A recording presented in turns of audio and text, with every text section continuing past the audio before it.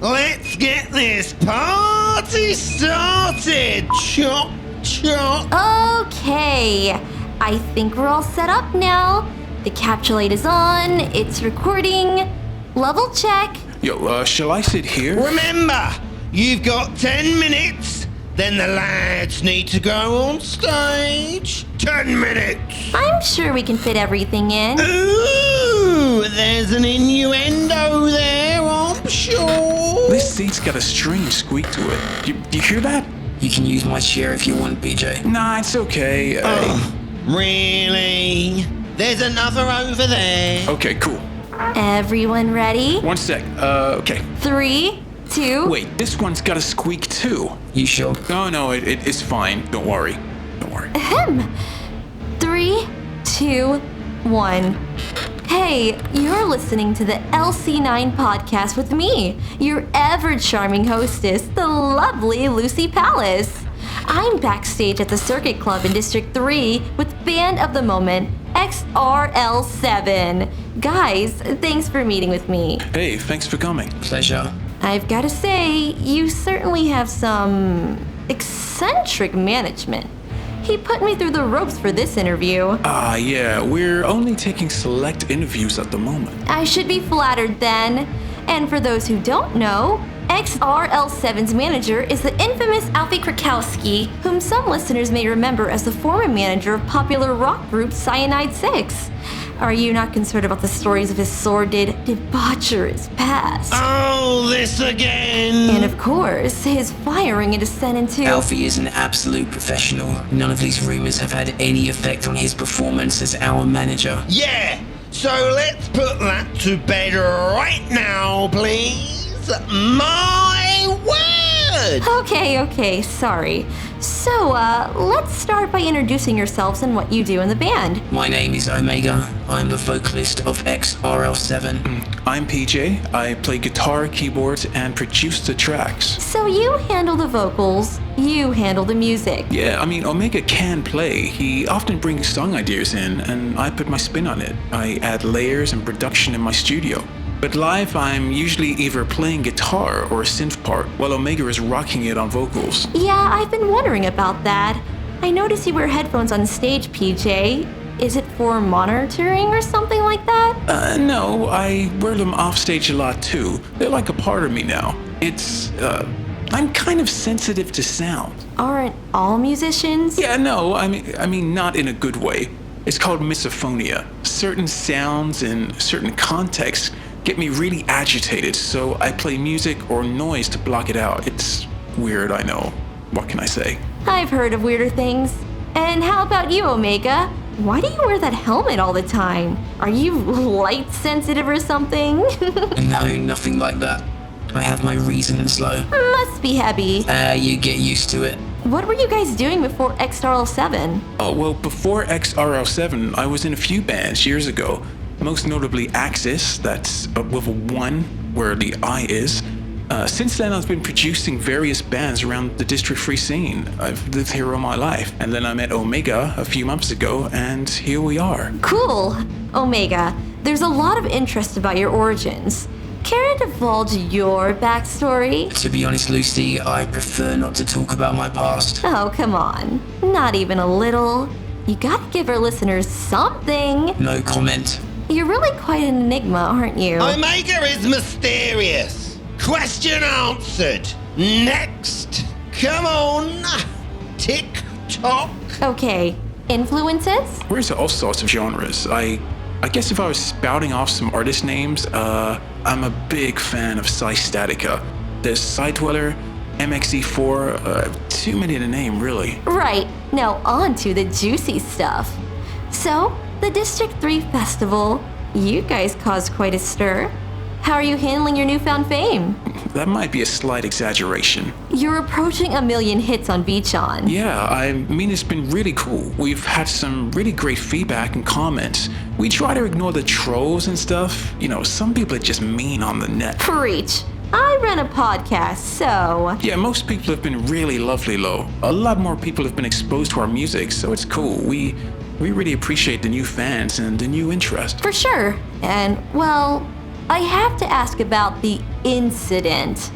For those living under a rock, an activism group caused a scene and disrupted the band's set at this year's D3 festival. Omega stayed on stage, started an impassioned speech which went viral, and thus, here we are.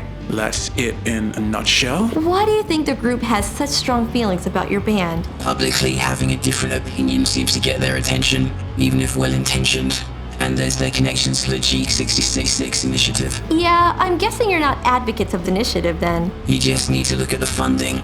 The conflicts of interest is nothing new. If the media scares the public into enough of a frenzy, then the majority will welcome whatever fix is offered by the state. Then you throw the activists on top, silencing those who want an honest look at things from the angle of morality or something like that. Well, on to the activists. What exactly is your view on their cause?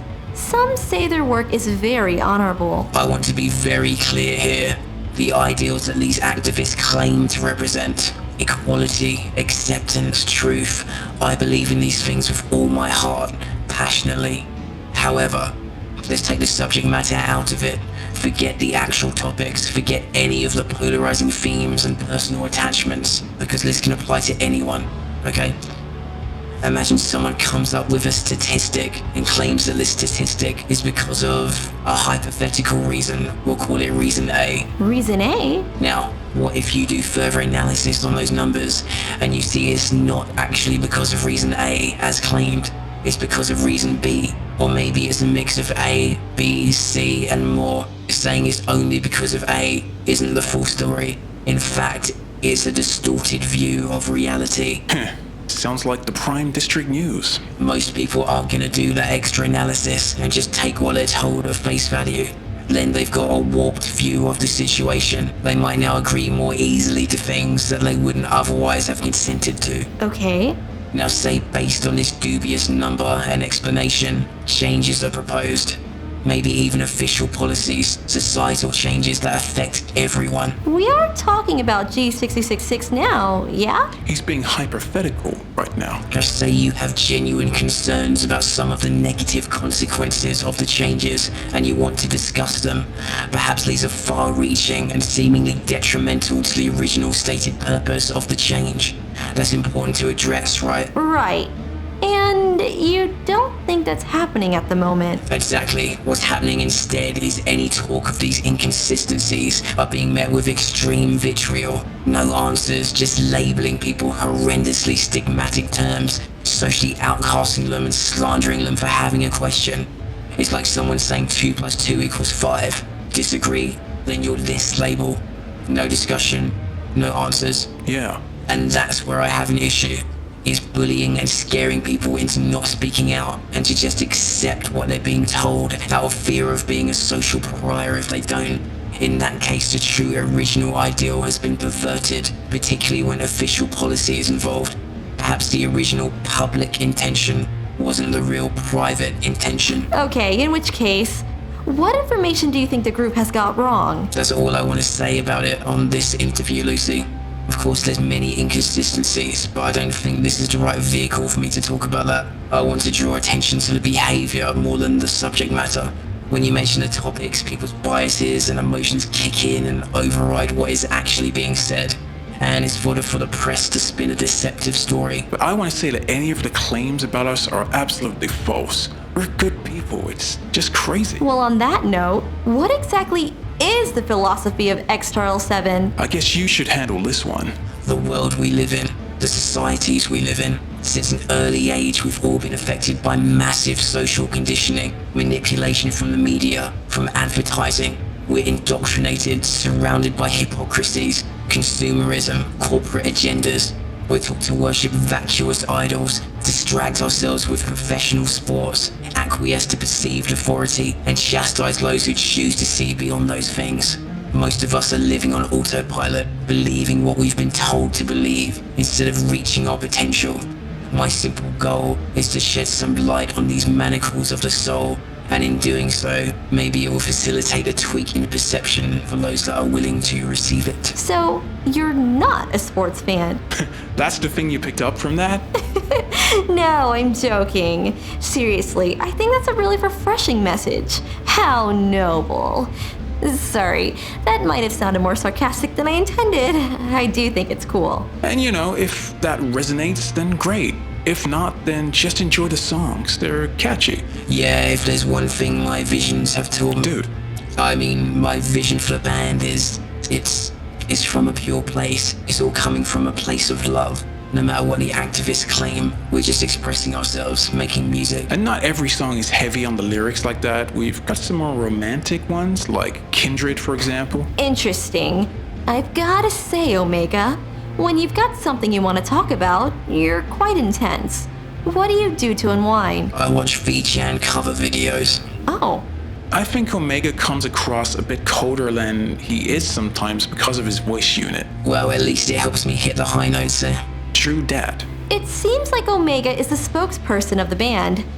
Are you both on the same page with your outlook? Yeah, we've got mostly the same views on things like that. Omega's got a bit more of a spiritual thing going on than me. But I'm really into alternative media. It's just, I feel like it's easier to keep my views to myself. I don't want the label, Whereas Omega, he's honest. He doesn't care what people think about him. He just speaks the truth from his heart, It may not always come across that way, but it's from a place of wanting to help people. Is it hard when Omega's saying things like that and eyes are on both of you? Honestly, yeah, it takes some getting used to. Because I'm such a private person, But hey, at least people know the band now. Celebrity life, huh? I really don't know about celebrity. Okay, back to my list of questions here. Who would you love to collaborate with? Easy, Cy Statica.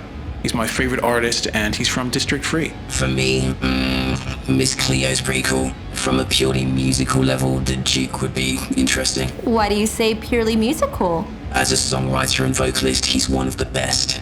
He's more into business these days, and his company Duke Incorporated has its fingers in a lot of pies. I can't comment on that. Alright, time's up. The boys need to get ready for the show. Wrap it up. Wrap it up. Oh, do we have time for one last question? I think one more is okay, Alfie. Alright, fine.